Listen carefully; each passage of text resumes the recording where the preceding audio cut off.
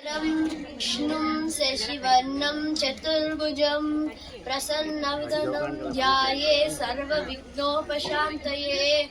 सरस्वती नमस्तुभ्यं वरदे कामरूपिणी। विद्यारम्भं करिष्यामि सिद्धिर्भवतु मे सदा। गुरुब्रह्मा गुरुविष्णु गुरुदेवो महेश्वरा। गुरु साक्षात् परब्रह्म तस्मै श्री गुरवे नमः। श्रीराम राम रामेति रमे रामे मनोरमे सहस्रनाम तत्तुल्यं राम राम वरानने। नामस्मरणादन्योपायं नहि पश्यामो भवतरणे। राम हरे कृष्ण हरे तव नाम वदामि सदा नृहरे। वेदोद्धार विचारमते सोमकदानव समहरणे। नीलाकार शरीर नमो भक्तते परिपालय मां।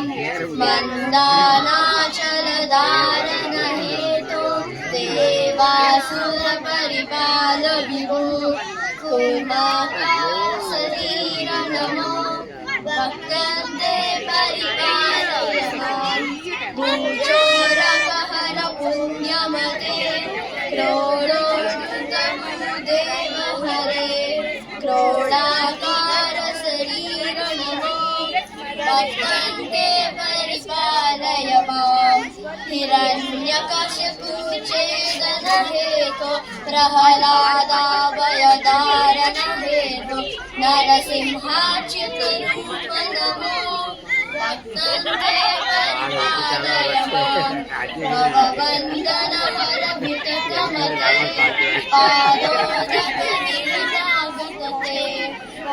वटुवेश मनोगणमो भक्तते परिपालय मां। क्षितिपति वंश शयकरमूर्ति क्षितिपतिकार्तामरमूर्ति।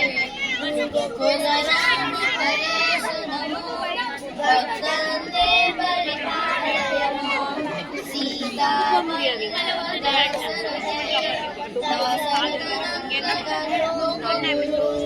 रावणमर्दन राम नमो भक्तते परिपालय मां। कृष्णानन्द कृपाजलदे कंसारे कमलेश हरे। कालियमर्दन लोकगुरो भक्तते परिपालय मां। दानवपति दानवहरा त्रिपुरविजयवर्धन रूपा। बुद्धज्ञाय च बौद्ध नमो भक्तते परिपालय मां। क्षितिजनाभन दुष्टहरा खगतुरगोत्तम वाहनते। कल्किरूप परिपाल नमो भक्तते परिपालय मां। नामस्मरणाधन्योपायं नहि पश्यामो भवतरणे। राम हरे कृष्ण हरे तव नाम वदामि सदा नृहरे।